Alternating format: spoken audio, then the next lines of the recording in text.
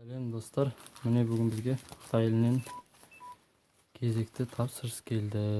Бұл Сингапур почтасымен келген. Бұның ішінде электроник дейді.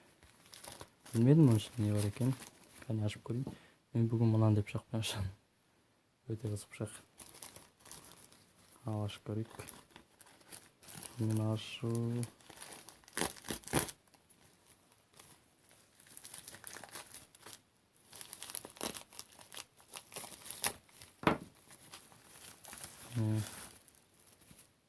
Şimdi sıkıntı yok.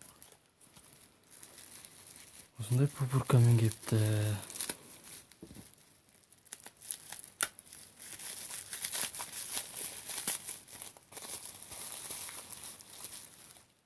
Не, осындай инфракрасный диодтар.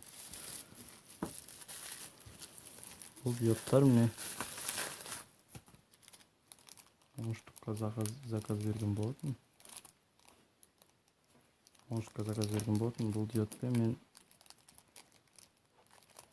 пульт жасап үйретемін. Сотқа арналған пульт. Не осындай диодтар.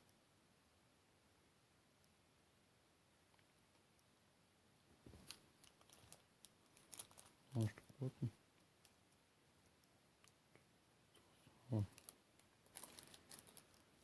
Сау болыңыздар достар.